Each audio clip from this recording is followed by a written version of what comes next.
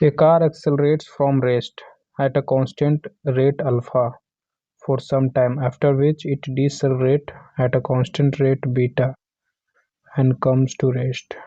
If total time elapsed is t, then maximum velocity acquired by a car will be. तो question कुछ इस प्रकार से है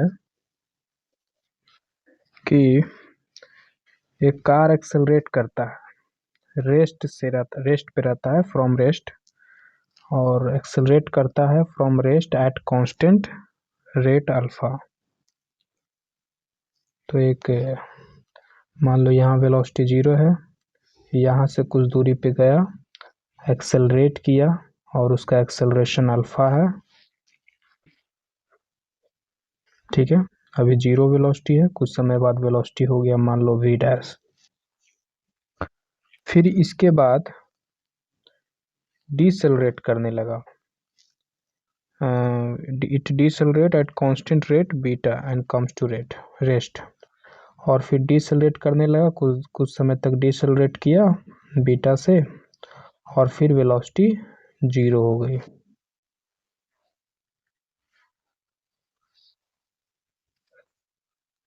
हमें मैक्सिमम वेलोसिटी यानी कि ये v डैश पता करना है। हमें ये कैसे पता चला कि ये मैक्सिमम है? तो देखो यहाँ तो वेलोसिटी 0 है, एक्सेलरेट किया तो वेलोसिटी बढ़ता गया बढ़ता गया बढ़ता गया, फिर यहाँ के बाद डिसेलरेट करने लगा, तो मतलब कि वेलोसिटी के ऑपोजिट में एक्सेलरेशन देने लगा।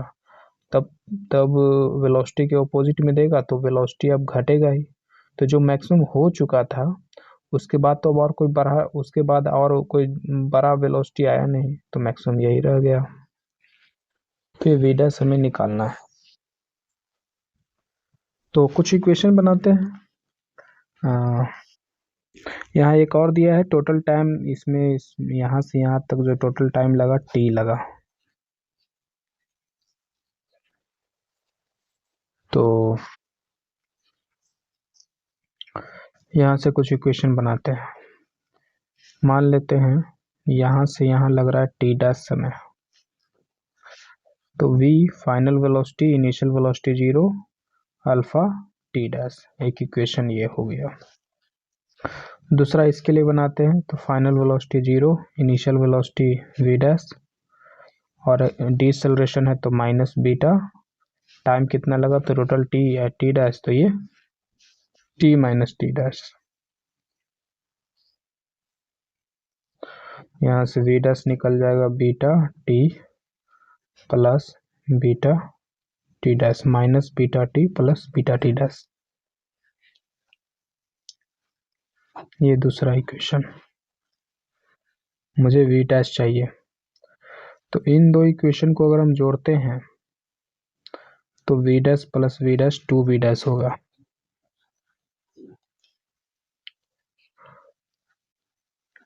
क्यों हम जोड़ रहे हैं? क्योंकि मुझे यहाँ पे t डैश नहीं पता, तो कुछ इक्वेशन बनाते हैं जोड़कर।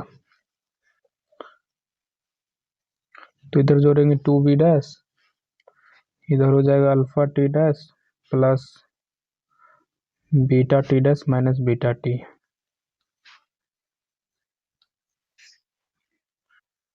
अब हमें यहाँ पे t डैश को हटाना है, क्योंकि जितना भी ऑप्शन है हमारा यहाँ पे अल्फा बीटा और t के टर्म में है, तो t से जो दिया है उसी के टर्म में है, तो t और अल्फा बीटा को छोड़कर मुझे t डैश को हटाना है। तो एक काम कर सकते हैं, अल्फा t डैश और बीटा t डैश, इन दोनों का LHS सेम है तो इक्वेट कर देते हैं, और यहाँ से मुझे t डैश निकल जाएगा t के टर्म में। तो alpha t dash is equal to minus beta t plus beta t dash. यहाँ से t डैश मिला, यहाँ बीटा कॉमन ले लेते हैं, तो t dash minus t by alpha.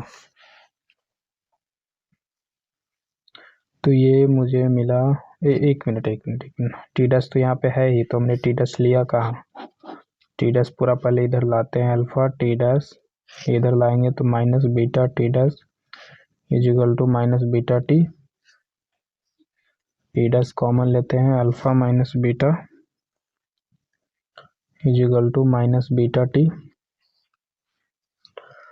तो यहाँ हो गया T dash is equal to minus beta T by alpha minus beta. 1 minute यहाँ पे जब इसे इधर ले आए तो ये प्लस हो गया ना, प्लस बीटा हो गया, तो ये प्लस बीटा टी और ये माइनस बीटा टी डैश, और फिर इन दोनों को जोड़े तो 2b dash alpha T dash और plus beta T minus beta T dash. एक इक्वेशन ये हो गया। फिर इन दोनों को इक्वेट किए तो alpha T dash is equal two plus beta T और माइनस बीटा टी डैश ये। फिर यहाँ से ये बीटा टी डैश इधर आएगा तो प्लस, टी डैश कॉमन लेंगे तो अल्फा प्लस बीटा, और बीटा टी इधर है प्लस में तो ये plus beta T T dash यहाँ से निकालेंगे तो plus beta T by alpha plus beta, तो हमारा टी डैश ये निकला। अब ये टी डैश हम अपने इक्वेशन इसमें रख देते हैं और यहाँ से हम वी डैश निकाल लेंगे। ये भी करो कि ये टी डैश इसमें क्यों रखे, हम इसमें रख देते हैं सिंपल, है ना। वी डैश बराबर अल्फा टी डैश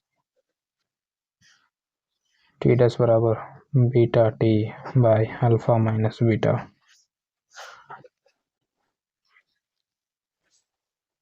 देखते हैं ऑप्शन कौन सा मिल रहा है। 1 मिनट, ये अल्फा प्लस बीटा है ना, तो नीचे जाएगा तो अल्फा प्लस बीटा। तो ऑप्शन मिलाते हैं, अल्फा प्लस बीटा डी।